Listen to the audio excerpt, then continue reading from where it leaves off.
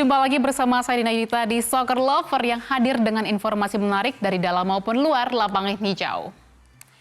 Seperti biasa kita akan mengulas sejumlah laga BRI Super League yang telah memasuki pekan ke-10. Laga pembuka pekan ke-10 langsung menyuguhkan pertarungan sengit. PSIM Jogja yang berstatus tim promosi tak berhenti membuat lawan gigit jari. Terbaru, tim bertabur Bintang Dewa United harus merasakan keganasan pasukan Laskar Mataram.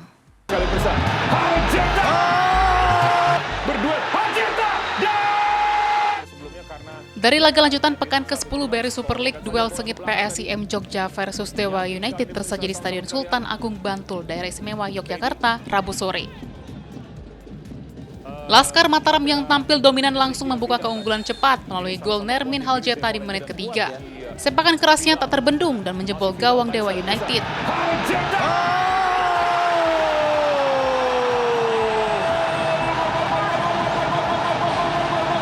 Dewa United tak tinggal diam dan mencoba mengambil alih permainan dengan penguasaan bola, namun sejumlah peluang gagal tercipta menjadi gol. Setelah Nick Kuipers dikenai kartu kuning kedua di menit ke-51, Banten Warriors bermain dengan 10 pemain.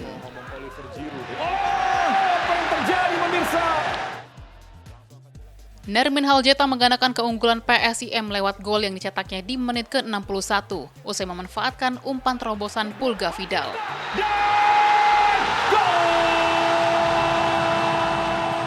Skor akhir 2-0 menegaskan dominasi PSIM atas Dewa United. Dari hasil itu, Laskar Mataram berhasil mengoleksi 15 poin dari 9 pertandingan. Sementara Banten Warriors telah mengumpulkan 10 angka dalam 9 laga.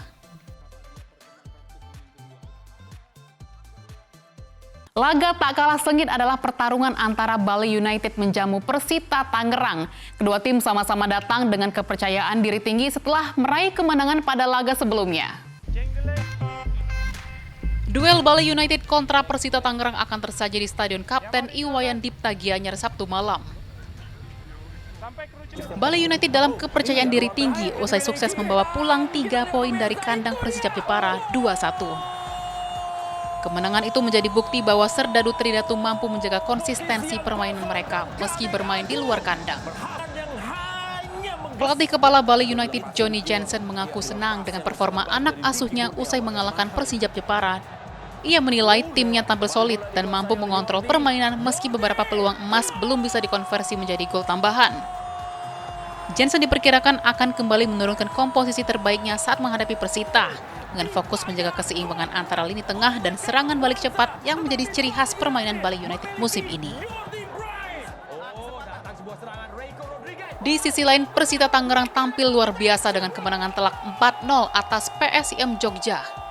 Hasil tersebut memperpanjang catatan apik tim asuhan Carlos Pena yang kini menorehkan 5 kemenangan beruntun di BRI Super League. Meski begitu, pelatih Persita, Carlos Pena menegaskan timnya tidak boleh terlena meski tengah dalam tren kemenangan. Ia menyebut keberhasilan mencatat 5 kemenangan beruntun bukan hal yang mudah di kompetisi seketat BRI Super League. Kendati puas dengan performa timnya, pelatih asal Spanyol itu menekankan pentingnya analisis dan peningkatan berkelanjutan. Pena diyakini akan tetap mengandalkan gaya bermain agresif dan pressing tinggi untuk menghadapi Bali United, namun tetap waspada terhadap ancaman serangan cepat dari tuan rumah.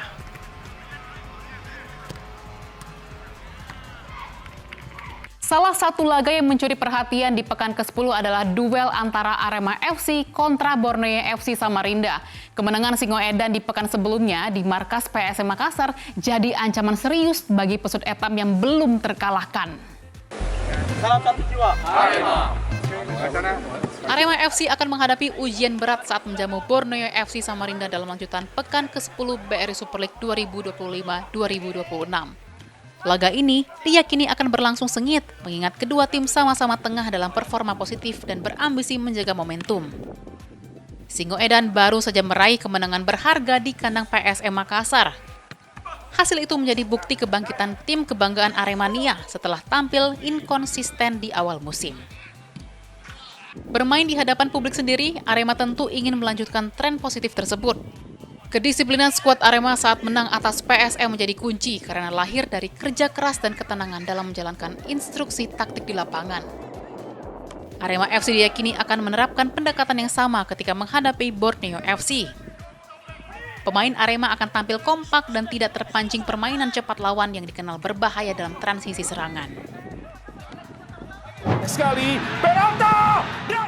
Sementara itu, Borneo FC datang ke Malang dengan kepercayaan diri tinggi usai menumbangkan Persik Kediri di laga sebelumnya. Tim asuhan Fabio Lefundes kokoh di puncak klasemen dan menjadi salah satu tim yang paling konsisten di kompetisi sejauh ini. 7 kemenangan beruntun menjadi bukti ketangguhan tim kebanggaan publik Samarinda. Tak hanya mengoleksi poin sempurna, Borneo FC juga jadi tim dengan selisih gol terbaik dengan mencetak 14 gol dan hanya kebobolan 3 kali. Torehan positif jadi sinyal bahaya bagi Arema. Dengan gaya bermain agresif Borneo FC dan pertahanan disiplin Arema FC, pertemuan kedua tim ini diyakini akan menghadirkan pertarungan taktik menarik pada laga nanti.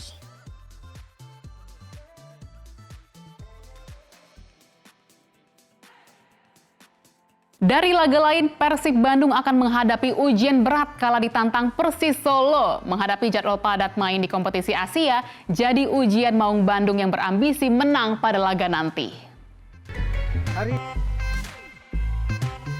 Ambisi Persib Bandung untuk terus bersaing di papan atas klasemen akan diuji saat menjamu Persis Solo Senin malam. Faktor kelelahan akibat padatnya jadwal usai main di kompetisi Asia jadi tantangan bagi tim besutan Bojan Hodak. Meski begitu, para bobotoh tak perlu khawatir, karena Persib musim ini memiliki kedalaman skuad yang baik. Ada sejumlah pemain berkualitas yang mampu bermain di banyak posisi. Apalagi, Maung Bandung selalu menang dalam 2 pertemuan terakhir kontra tim Laskar Sambernyawa dengan skor 3-2 dan 1-0 musim lalu. Performa buruk yang diraih Persis Solo musim ini jadi sinyal bahaya. 7 laga tanpa kemenangan dan terdampar di zona merah membuat para supporter gerah. Rentetan hasil buruk juga terlihat dari selisih gol Persis Solo. Mereka jadi yang terbanyak kebobolan dengan 16 gol. Torehan minor juga terjadi di lini serang yang hanya mampu mencetak 8 gol. Jika tak berbenah, Persis Solo berpotensi terdegradasi di akhir musim. Dari laga lain, Madura United yang dalam tren positif di 2 pertandingan terakhir bakal menjamu tim kuat Persija Jakarta. Laga tak akan berjalan mudah karena Macan Kemayoran baru saja meraih kemenangan penting di markas Persebaya Surabaya pekan sebelumnya. Madura United bersiap menghadapi Persija Jakarta pada pekan ke-10 BRI Super League Jumat sore. Bermain di hadapan pendukungnya di Stadion Ratu Pamalingan, Pamekasan, Laskar Sapi kerap membidik 3 poin guna memperbaiki posisi di klasemen. 2 laga tak terkalahkan melawan PSBS Biak dan Dewa United jadi bekal positif Madura United sebelum menghadapi Persija. Terlebih, kemenangan 2 gol tanpa balas atas Dewa United seakan jadi angin segar, pemutus tren negatif 5 laga tanpa kemenangan. Catatan positif lain adalah tim asal Pulau Madura itu unggul rekor pertemuan atas Persija. Dari 19 laga, Madura United unggul 9 kemenangan, 5 laga berakhir imbang, dan sisanya dimenangi Macan Kemayoran. Kemenangan perdana di laga kandang jadi target yang diusung Madura United pada laga nanti. Passing yang diberikan dan itu dia gol!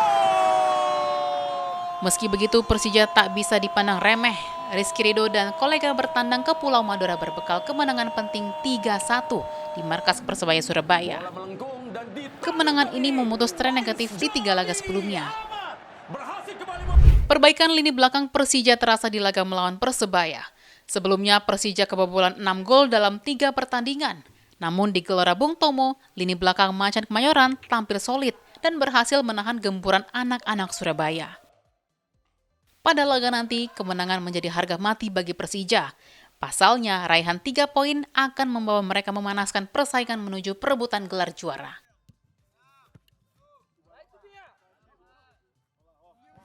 Ngomongin soal Persija, ada satu hal yang patut dibanggakan juga nih.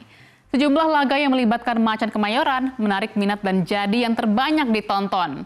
Pertandingan Persebaya Surabaya kontra Persija Jakarta di Stadion Gelora Bung Tomo Surabaya Sabtu lalu memecahkan rekor penonton musim ini. Duel itu disaksikan 33.432 orang di stadion dan melewati catatan duel Persija kontra Bali United yang disaksikan 29.389 orang. Nah, menariknya, 2 laga yang melibatkan Persija juga masuk daftar penonton terbanyak, yakni melawan Persita dan Malut United. Kapten Persib Bandung, Mark Klok menggelar aksi sosial dengan mengajak anak-anak dari berbagai kalangan untuk merasakan keseruan sepak bola. Melalui Mark Klok Foundation, acara ini bertemakan Goal Kita Berbagi, Fun Workout Day for Equality berlangsung di salah satu taman di kota Bandung. Inilah aksi sosial yang dilakukan bintang Persib Bandung, Mark Klok bersama para anak dari berbagai latar belakang. Melalui Mark Klok Foundation yang bekerja sama dengan Yayasan Plan International Indonesia, acara bertemakan Goal Kita Berbagi Fun Workout Day for Equality digelar di salah satu taman di kota Bandung. Kegiatan ini diselenggarakan bertepatan dengan ulang tahun anak kedua Mark Klok, yakni Queens Klok. Acara dirancang khusus untuk menanamkan nilai berbagi, empati, dan inklusivitas sejak dini, serta menyatukan anak-anak dari sekolah sepak bola dan anak-anak disabilitas. Sesi utama acara ini berfokus pada guided movement dan aktivitas fisik ringan yang dipimpin pelatih dan terapis. Acara ini berlangsung seru dan para peserta menikmati dengan riang gembira. Kita beralih ke informasi mancanegara. Mega bintang Portugal, Cristiano Ronaldo resmi mencatatkan sejarah baru di luar lapangan hijau. Ia menjadi pesepak bola pertama yang berhasil masuk dalam daftar miliarder dunia. Cristiano Ronaldo tak henti membuat berita mengejutkan. Bintang asal Portugal itu berhasil masuk dalam daftar miliarder dunia. Total kekayaan bersih Ronaldo kini telah menyentuh angka yang luar biasa, mencapai sekitar 1,4 miliar dolar. Angka ini jika dikonversikan setara dengan 1,05 miliar pound sterling atau sekitar 23 triliun rupiah. Kekayaan ini dikumpulkan sepanjang karir profesionalnya lebih dari 2 dekade. Selain gaji sebagai pemain, pundi-pundinya juga berasal dari hasil investasi dan berbagai kesepakatan iklan. Kontraknya di Liga Arab Saudi menjadi salah satu pendorong terbesar pendapatannya saat ini. Angka fantastis ini pun resmi menempatkannya dalam jajaran elit miliarder di tingkat global. Pencapaian ini sekaligus menjadikannya sebagai pesepak bola aktif pertama yang sukses menembus batas kekayaan 1 miliar dolar. Kepindahan Ronaldo ke Liga Arab Saudi pada tahun 2022 menjadi salah satu lonjakan pendapatan terbesarnya. Di samping itu, pundi-pundi uangnya juga mengalir deras dari berbagai aktivitas di luar lapangan. Salah satu kesepakatan sponsor terbesarnya yang paling ikonik adalah dengan salah satu raksasa aparel olahraga.